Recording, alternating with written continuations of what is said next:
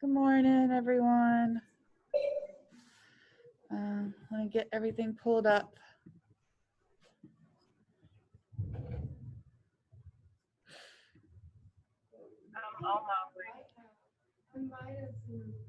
You are this class.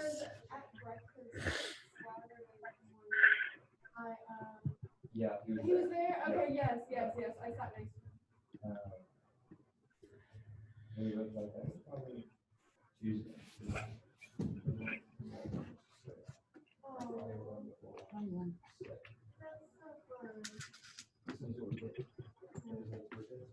No.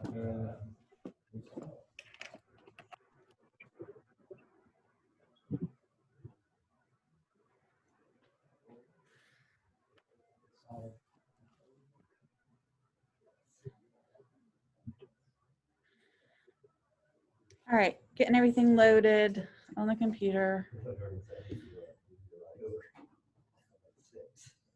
Yes. And then today is this week, right? Yes.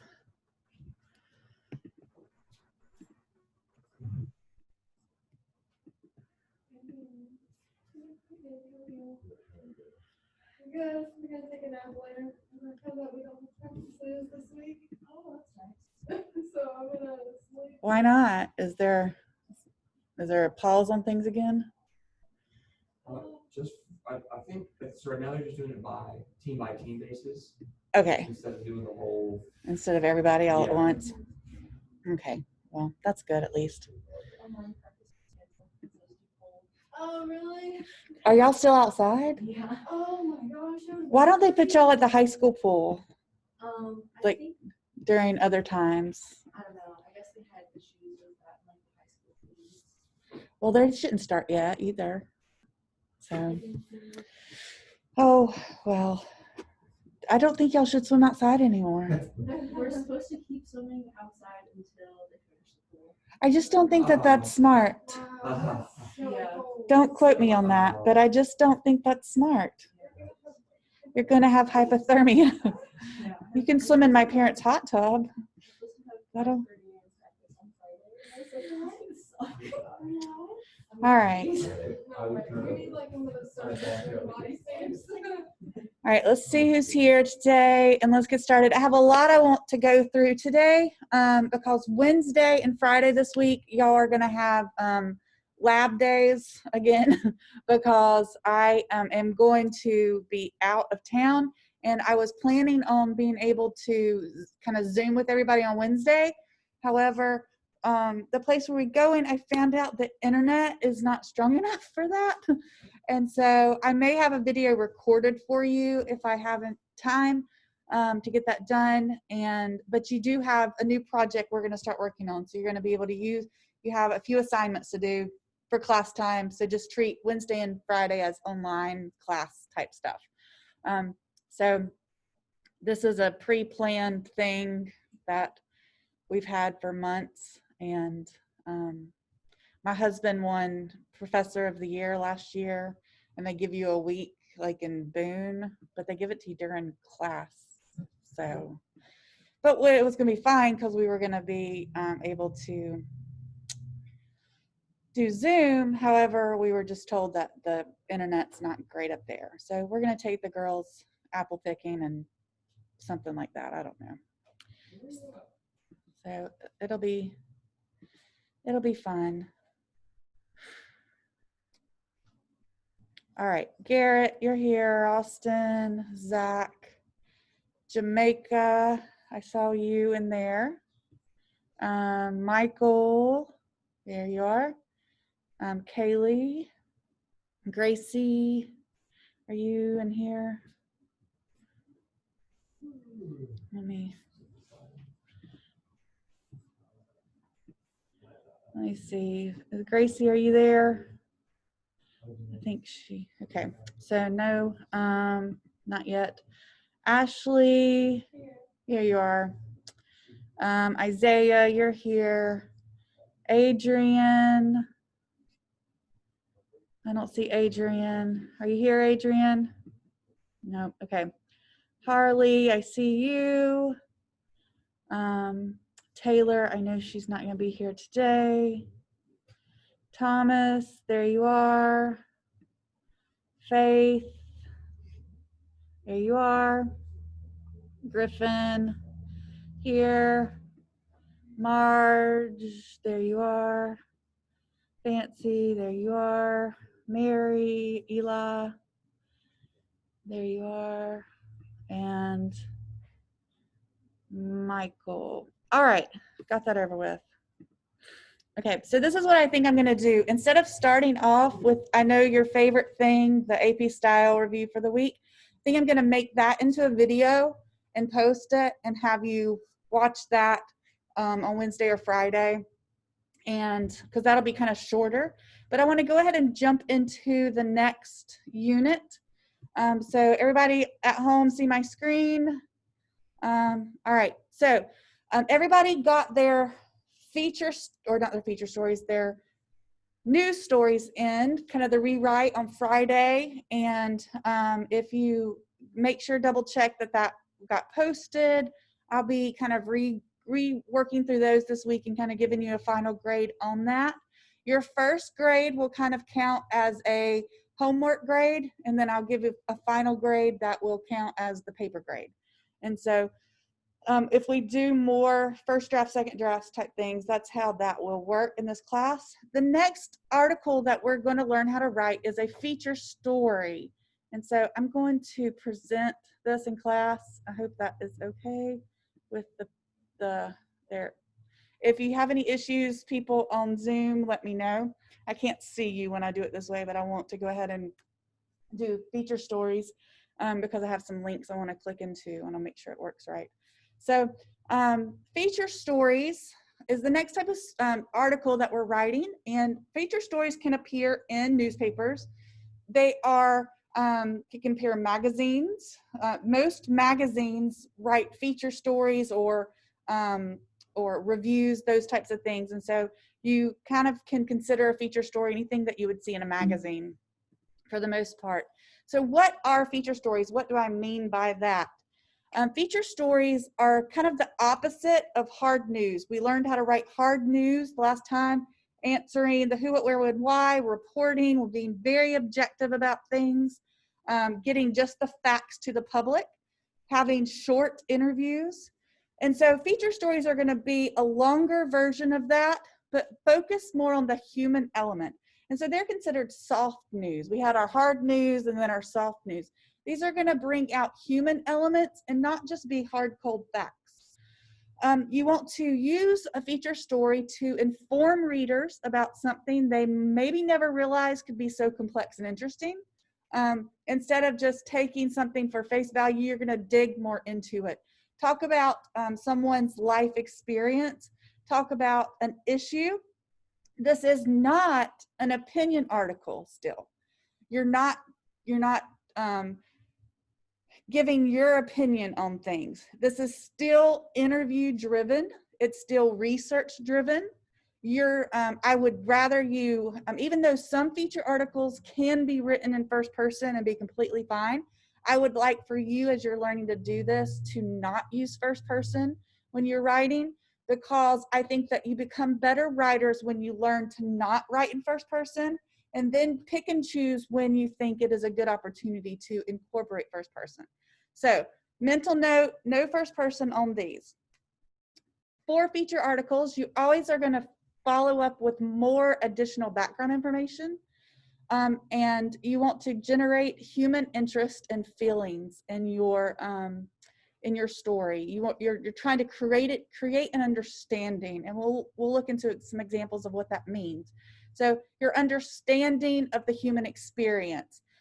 Somebody overcame an obstacle to win a championship. That is a human interest feature story type thing. Somebody broke their leg while training for a marathon, couldn't run it that year, went and trained and made it the next year. Your story is about not just the news that they did it, but the human spirit that led them to overcome the obstacle.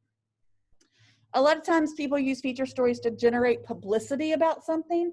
So Gardner Webb might publish a feature story on their web page that is a personal profile of the new president. Who is he? What is his likes? What are his likes? What are his dislikes? What are his goals? What are his interests outside of school?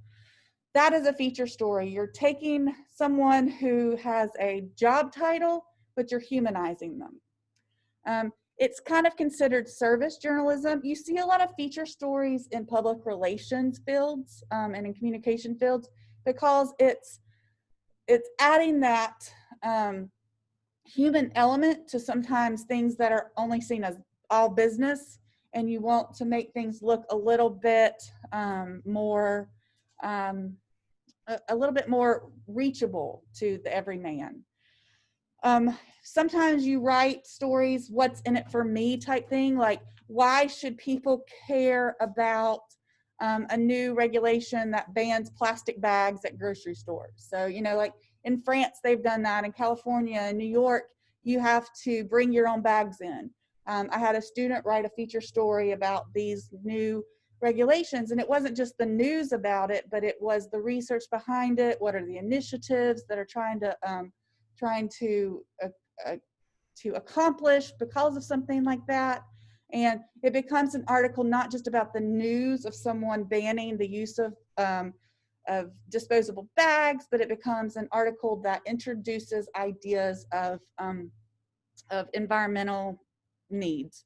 And like I said, you can usually find some examples of feature stories in magazine articles. So pick a topic that you really like, find a magazine that you can relate to, and a lot of the articles in that are going to be feature stories because magazines are published monthly or bi-weekly or maybe even quarterly, and so you're not going to get those hard news things. They're going to do stories that are a little bit more that span the time frame a little bit more.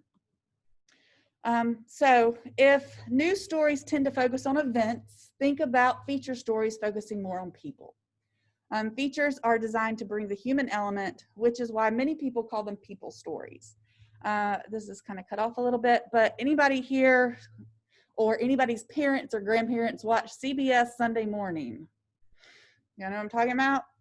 All right, everybody's job next Sunday is to tune in to CBS or click on this little link because they have a YouTube channel, which is more, my glasses are fogging up so bad this morning.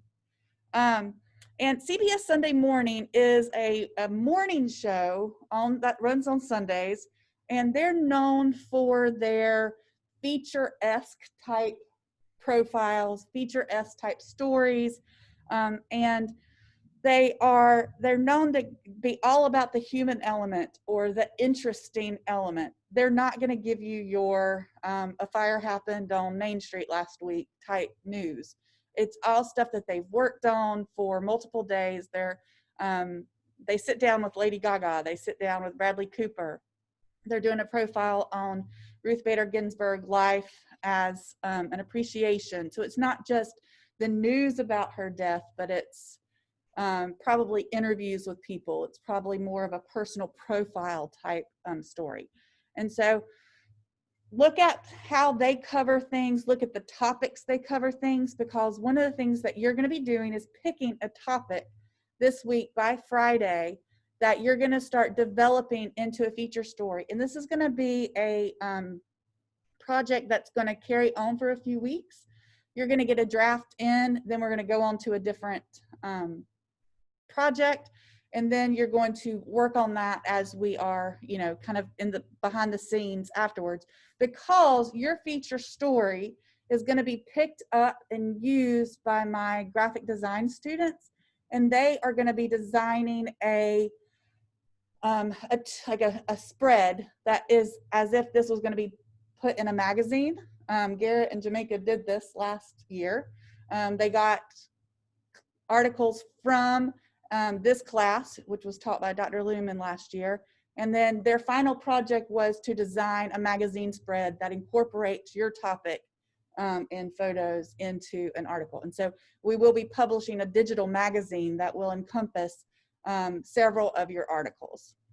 I don't have 18 students in that class, so it'll be most most articles, but maybe not all. We'll see how that goes. Wrong one. Okay, so feature stories focus on the human element. So for example, a news story might cover the headline, "The first flying car is launched by Tesla." The feature story would take that news and talk about, will flying cars change the way we commute? Well, yeah, of course they would, if that would ever be a possibility. But we're thinking about the news and then looking deeper into the topic about what would humans be interested in regarding that. I have a little link here to a video. I don't think I'm going to get into watching it now, but this is a professor from Ohio State talking about the differences between feature articles and news articles. And if we have a few minutes left in class, we will, I will show that as a class. So what are some types of feature stories that you can choose from? And so it's kind of a creative experiment, or it's not experiment, a creative assignment for you, because you can choose anything you want to write about. But some examples that I usually give students to write about when they are picking a feature article, I'm going to go over some varieties of those and see which one that you can think that you might think, oh, I have no clue what to write about. But there's probably going to be something that you can even take an idea for maybe what you wrote your news piece on, and then find a human element to go into. Or you can pick something completely different. So a few different genres of feature articles. You have the historical article, first of all. This is writing about a person or a place or an event from history, but then connect it to something present day. So you're not just going to write a piece that you might turn into a history class, but you're going to find something from the past and can connect it to today. So for instance, this is the 100th anniversary year of the first of the amendment that allowed women the right to vote, right? And so you might write about the historical events that happened in 1920 and the years leading up to it, and then connect it to the fact we're in a voting year this year. Connect it to that present day. How do women view their right to vote now 100 years later? Do people take the vote for granted? You can find a lot of human drama to bring out by connecting the past to the future or the present. And so those are, and especially with, the recent passing of Ruth Bader Ginsburg, who was a pioneer in the women's movement. All of those kind of storylines connect together, and that would make a really interesting historical piece that takes things from the history books and then relates it to current events that are going on today, and you're bringing out the human element in there. So that's one example of how you can write a historical article where you're not just writing a history paper, but you're reporting on things and then you are connecting them. And that's the big thing, connecting stories. You can also write an inspirational article. And this right here it's kind of written, you might read things that uplift the reader in some way. You find someone who's overcome tragedy to succeed. Someone or somebody that made something better. Maybe somebody saw a need, started a nonprofit to address that need. Somebody that learned a lesson over the course of an experience. Somebody that overcame adversity. And those would be the types of articles that, you would see, like I mentioned before, somebody broke their leg while training for a marathon and then trained for another year and decided that they were going to set their goal further in the future and achieve their goal. Think about all the people who were training for the Olympics this year, and those got postponed to next year. A year can make a big difference in an athlete's life. It puts that extra pressure on her. What if you're 22 training for the gymnastics element of it? 22 is like equivalent to 53 in the world of gymnastics, And so how can you make your body hang on one more year? Those are the types of stories we're looking for with inspiration. I think a lot about athletics with this because that kind of pulls to the heartstrings of people. But also remember, you can think about people finding a need and addressing that need in another way. So there's a lot of different ways that you can write an inspirational article. These are very popular because people like to be inspired, especially with all the bad news out there. These are ones that people, the good news stories that people want to read.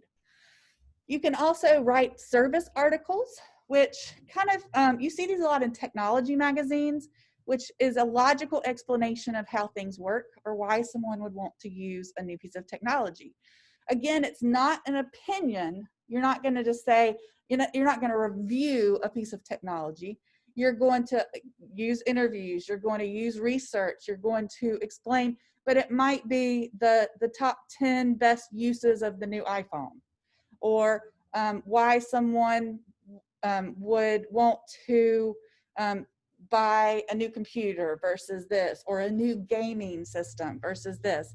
And it's not your opinion, it's the opinion of research, it's the opinion of people you interview, but it becomes more of a feature article because you are framing it as kind of like a service. I'm bringing, all the information I can about this topic to you.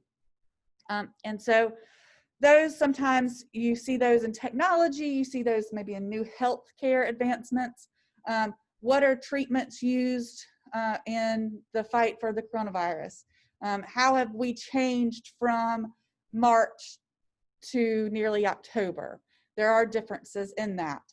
My brother-in-law is an ER doctor in Jacksonville, Florida. And at the beginning he said, they were just trying things. He basically said, we don't know what we're doing, but we're trying. But you have all these trained professionals that then, now I saw an article this morning that some new technologies are being used as they learn more and more. Those are the types of service articles I'm talking about. It's not just a news, people use new technologies, but it's a development of that story of how it happened. Next would be an observation article. These sometimes are considered setting pieces.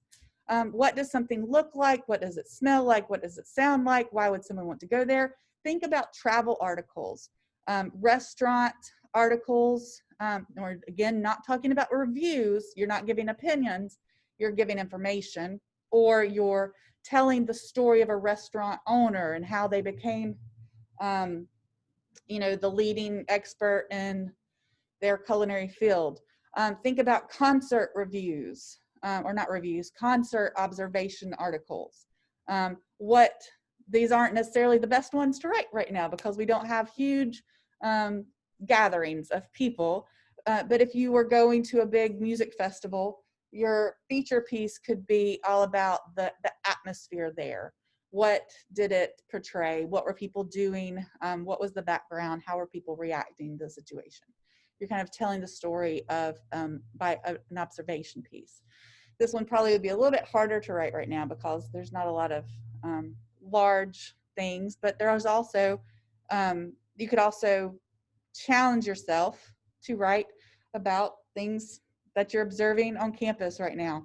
How are people adjusting to the new ways on campus during this different educational environment?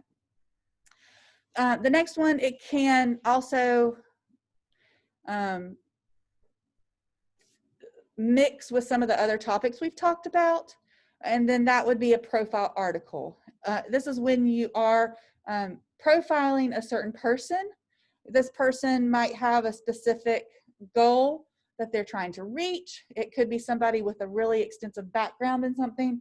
It could be someone who is in a new position. It could be someone who is just has an interesting life, an interesting story. And then you are giving insight to that person's life. You're giving insight to the background of that person. How did that person get there today? You are going to be interviewing somebody for this, and this needs to be a more extensive interview than your news article interview, because you're looking for more in-depth stories. For a profile, you might be interviewing one person and you might think, oh, that's great. But if you're going to do a profile article, you would want to also incorporate maybe the roommate's interview as well. Or you might want to incorporate another person to kind of give insight to why that person achieved what they did. You are going to be required to have at least 2 interviews for this article. You might need more. Then you need to also have research and information provided that is kind of like the second piece that you added to your news article that connects your topic to something outside of the people you interview. And then we compare all these to a news article, which is reporting about an event or happening for informative purposes. All of these inform, all of these report news, but you're looking at more of the human element of it. These do tend to be a little bit longer than a news article because you're going into a little bit more in depth. I don't want you to write these in interview format like you might read in a magazine where it's like the person and then your question and then the person's answer and your question. I'm still looking for you to take something and write it. Take their notes, transition the quotes to the next quotes with your own interpretation, with your own writing skills. I do have a little link here that if you click on it, it gives you some topic ideas for writing feature stories on a college campus. And so there are 15 here to kind of inspire you as you are thinking about ideas. But the things that I want you to think about as you are thinking about your topic are making sure that you are going to be able to accomplish these next goals. We're going to talk about the structure of a feature story, what that looks like in comparison to a news story, how you're going to outline it, how you're actually going to take your information and turn it into something that someone would want to read. So first of all, you want to research the topic and the people. So if you were doing something on Dr. Downs, you would want to look into, where did he come from? Maybe what are his interests? What are his goals? Why did the board decide he was the best fit? So you might look into things more than just what he's going to say to you, but look into what other people might say as well. You want to make sure that you have a strong lead. And we're going to go over some examples of what a profile story lead looks like. And you have more to choose from when writing a profile story than just the news lead that's a summary. So you have a little bit more freedom for creativity for people who like to wordsmith a little bit and come up with an interesting hook for someone. This is where you have that opportunity. You also want to use your article to develop a story, a narrative about your topic. Not just report your interview, but what story are you trying to tell? And this is where that kind of fine balance comes in, where you are staying objective and not putting personal opinions into it, but letting what you write develop the story without bias, and letting your interview, letting your research guide the story. And we're going to read some examples this week so you kind of see how that's done. And then you need to polish how you transition. And you develop a feature story by your interviews, but then the most important element of that comes into transitioning between the quotes. Without talking about the interview. And I kind of mentioned that to a lot of you when we were talking about your news story, how when you were writing, some of you mentioned the interview. When interviewing so-and-so, I, asked this. When you are writing a feature story or when you're writing a news story and you have quotes from people, it's already assumed that you have interviewed them. Otherwise, you wouldn't get the quotes unless you're like recording them at dinner with their friend, which I don't recommend.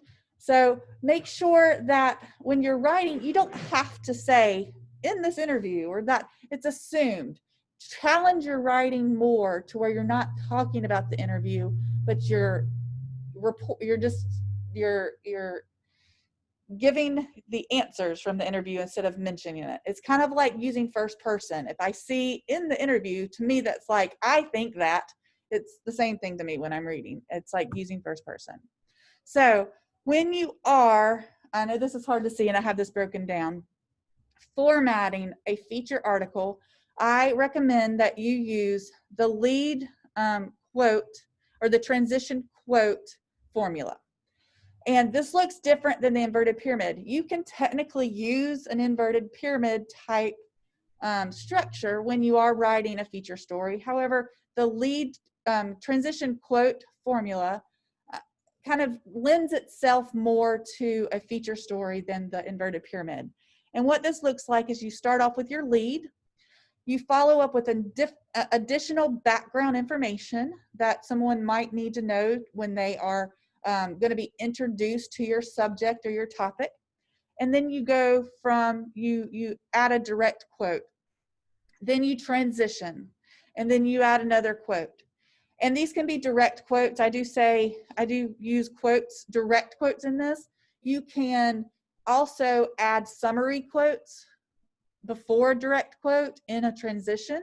So, you know, how I told a lot of people use according to so-and-so, you can kind of use that in a more conversational way when you're transitioning to a direct quote, that you're still incorporating their information. And so the formula is just lead, additional information, direct quote, transition, direct quote, transition, direct quote, transition, until you finish your story. And then a lot of times people use something called a kicker quote to end a feature article. This isn't something that you have to do. This is just one way that some people write these, where they end their story with a good solid summary quote from your interview or one of the interviewees that you have done. And so kind of breaking this down, this is in the way. I don't know how to get this going. There we go. So read through this. I've broken this up into 2 slides so we can kind of read it a little bit clearer. But your lead, this is going to be the most important information. You still want to kind of include the 5 W's or the H in at least the lead or the additional information. We'll look at different alternatives of how this is done when I talk about the different types of leads. But when the main goal is trying to hook that reader's attention. And then you follow up with additional information that might not be found in the lead. It provides a transition, or it sets up for your first quote that you're going to use in that. And then you're going to use a direct quote. Now, how to choose the best direct quote for this is you want to connect the information that you had before and then start developing your story later on. So each box in this represents a new paragraph. Your story should be at least 7 to 9 paragraphs when you are writing this one. I do ask for feature stories to be at least, some feature stories can be in the thousands of words, like 2,000 words. I'm going to ask that you at least start off with 900, and then, you know, don't go more than 2,000. Some people are writers. Some people are people that like to really get into stuff, but you need to be in about the 1,000 word range, which is about 4 pages if you're doing double space on Word. So then next you get into transition. So you have the next fact or additional information that links the quote to the next thing that you're going to quote below. Transitions can be a fact. It can be an indirect quote, which is what I was kind of referring to earlier, where you're not using the exact words of someone, but you're summarizing those. The best things to use in indirect quotes are facts and information that doesn't show opinion or bias. You want to save those for really good quotes. Check the way you use quotes. Check them to include the emotional stuff of your article. Then you go to your next direct quote. Attribute the first sentence of the quote. Don't repeat the transition in the quote. It should elaborate on your transition information, provide opinion, emotion, or details. The next thing, transition. Next thing, quote. So on and so on until the story is done. Important note about endings. You want to avoid summarizing the story for your ending. You're not writing an English paper. You're not giving a conclusion, but you are ending with something that someone wants to think about that maybe you have only touched on before, or that you might have a really good quote, like I said, at the end to use. And we'll look at how this is done so it makes more sense. When you're using quotes, just a reminder, this is something that I had to remind most people when you were writing your news article. Direct quotes and attributions are very important in news writing. To do it completely AP style, follow these guidelines. Only use said, okay? Only use said. Don't state anything, don't exclaim anything, don't shout anything, don't do anything but said something. Don't even say anything, said it. Okay, does that make sense? I don't know what else to do to get that through. You want to place the name or pronoun for short attributions after the quote. You can place the name before said if it has a long description in the attribution, and I will show that. I do recommend against that in news articles, but sometimes it does lend itself more to feature articles if you are giving someone's title or description that might be longer. So examples for this, blah blah blah, comma, John Smith, 19 said. Okay, you see that? You don't have to have his age in there. I'm just showing you how you would put that in if you wanted to include that. If it was you could say John Smith, comma, freshman, comma, said, or you could just say John Smith said. Okay, but that's how you would do a direct quote in something. Now, if you had a long title for that person or something longer than just one or two words, you can do it like blah, blah, blah, comma, said John Smith, comma, a freshman majoring in accounting. You see how that is? And the reason you do this is that you want to keep the description of this person right beside their name. But then you don't want said so far away from the quote. Does that make sense? So you wouldn't say blah, blah, blah, comma, John Smith, a freshman and major in accounting, said, because that's just a whole lot you got to get out of your mouth, or you have to read before you get the attribution there. If you are putting in a long quote that's more than 2 sentences, I would break up the quote with the attribution in the middle. And I showed a lot of you how to do this when you were writing, and that's where you put the quote, comma, Smith said, period, then so on quote, period, and you don't have to put the attribution again, as long as it's in the same paragraph. For indirect quotes, you should build your article with a combination of direct and indirect quotes from different sources. And the best way to write these is to present the attribution first. An easy way to do this, according to John Smith, Assistant Director of AP Style, you should put the attribution after the first sentence in the quote when using quotes that are more than 2 sentences long. After that, you can follow up with direct quotes, and that will be your transition quote formula that we're kind of talking about. There are also other ways to say this other than according to. Just that's a really easy one to give as a description.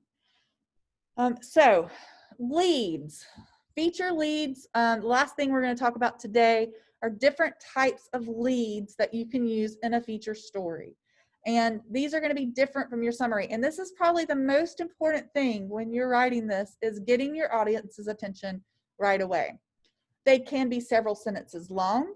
They may or may not immediately reveal the story's main theme.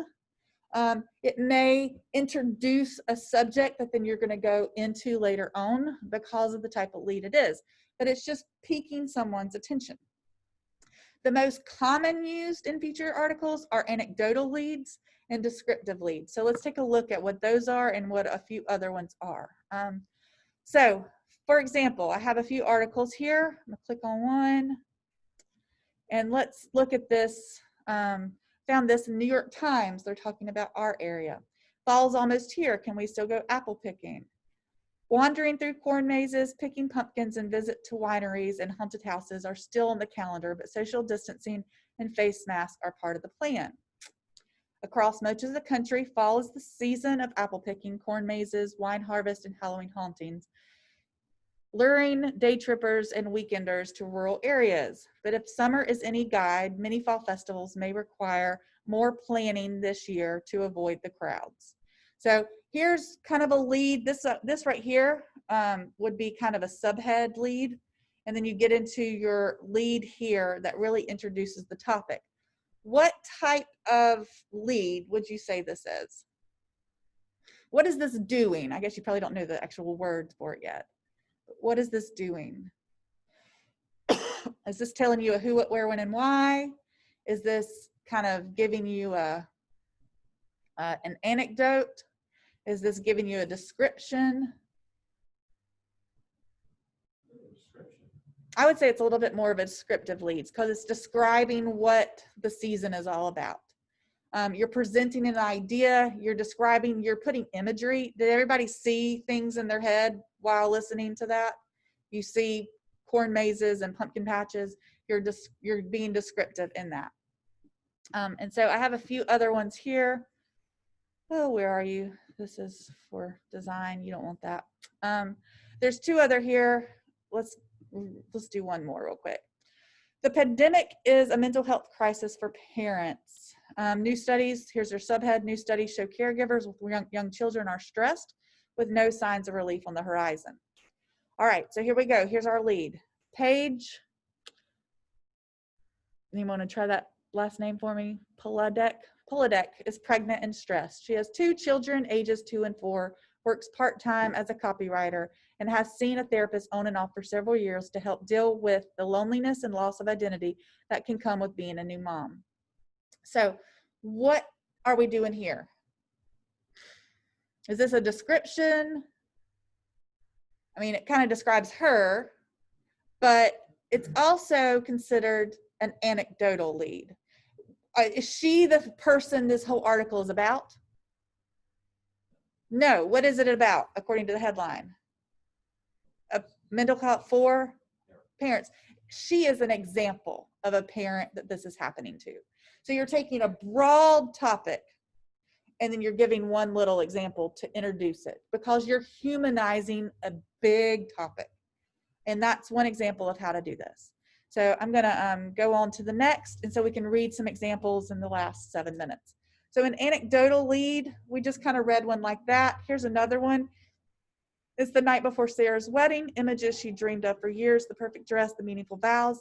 The sumptuous cake now seem to reside only in the land of fairy tales. Her bridesmaids are fighting, her groom hasn't reported on the state of his vows, and the wrong flowers are ordered. Thinking of the disarray around her, Sarah burst into tears. This isn't the way her wedding day is supposed to be. What could the article possibly be following this lead? Flower shortage. A flower shortage. There you go. It could also be about having a wedding during a pandemic. Has anybody been to a wedding during a pandemic? Has anybody had friends cancel weddings and postpone weddings during pandemics? How easy do you think that is on the couple? It's hard, right? It causes all sorts of crazy things to happen. Some people are losing money, some people are doing this, but you're starting off with humanizing that, giving a short example of what that looks like. A descriptive lead, this could be an article about a football game that you are going to talk about, maybe how a football game looks like in a pandemic. Hundreds dressed in red and white t-shirts eagerly shuffled into the football stadium on Saturday morning as the University fight song blared from the pep band in the stands. Hundreds versus thousands. I know Georgia Tech, my sister-in-law is athletic trainer for Georgia Tech, and they had their first home football game on Saturday. She got to go. They were allowing so many people in the stands. and it was just completely different experience. However, it made it normal for some people to have that experience, whether or not it was packed crowds with tailgating versus 6 people sitting in groups all 10 feet away from each other. The story could be a comparison about what's normal, what's not. A summary lead. Now this is where you get into, I'm going to just throw this out there. You can still use a summary lead in a feature article, but which is kind of the who, what, where, when, why of a news article. But you might want to experiment using other types. What could a feature article be about if you have a summary lead like this? Howard B. Little, 48, a mild-spoken, soft-spoken veteran of Iraq, killed 12 people with a war souvenir Luger pistol in the back of his East Camden. In the block of East Camden, Tuesday morning, he wounded 4 others. What feature story could come out of that rather than just a news story?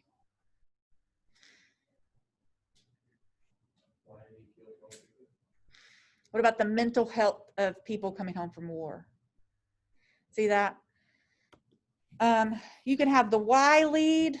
They told Willard Johnson he'd never be a football player again. After all, he only had 1 leg. You see an inspirational story coming out of this? Yeah.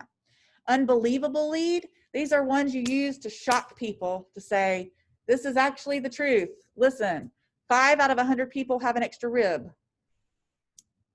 I don't know why. Every 3 days, a human stomach gets a new lining. The record for the loudest burp is 118 decibels, which is as loud as a chainsaw. These are just random facts, quotes that you might say to get people's attention and be like, what in the world are they talking about? But you've done your job. You've gotten their attention.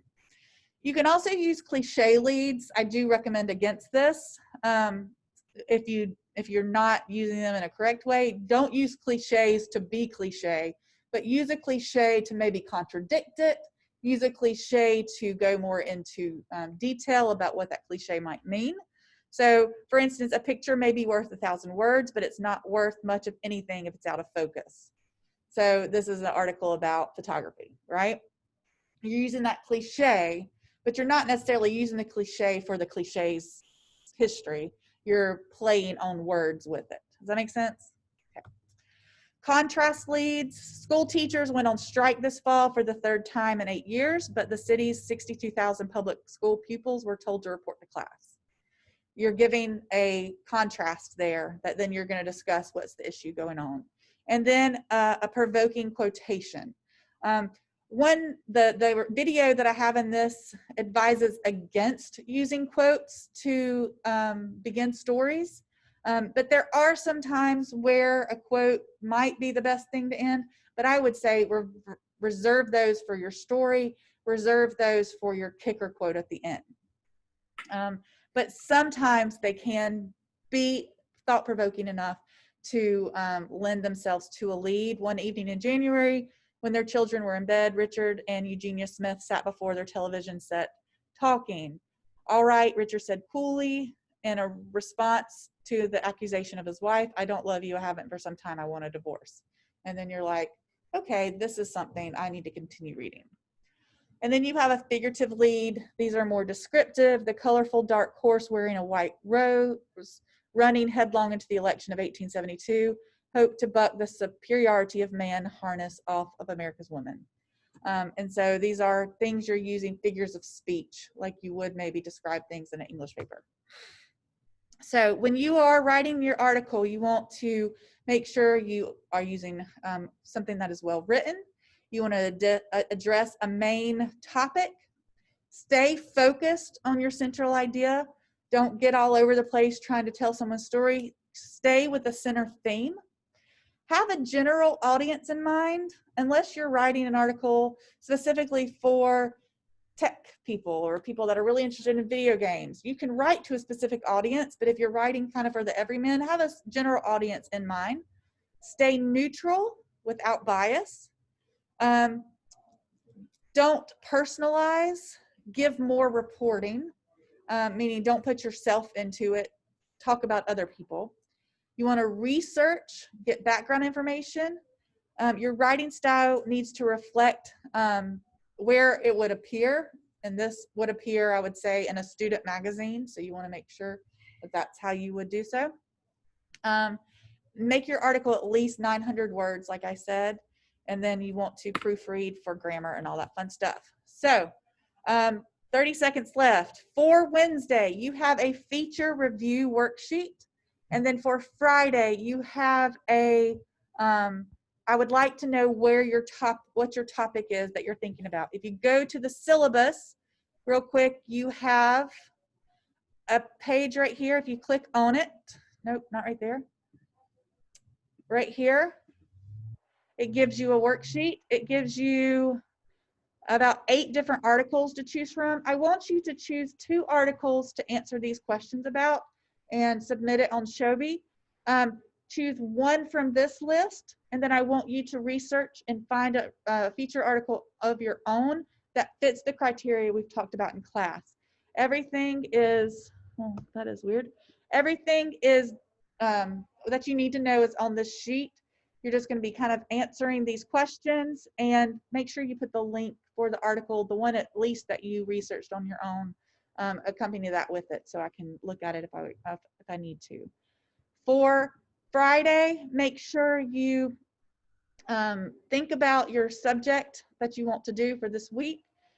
Include on a post in Shobi your topic, the kind of angle you choose to focus on, and then who you might plan to interview. It needs to be at least 2 people. All right, any questions? All right, if you have any questions, email me. I'll probably send out an email Wednesday or before with a little AP style 15-minute video for you to watch this week as well. All right, have a great week, and sorry for being 1 minute over. Stop sharing. 5 people at home.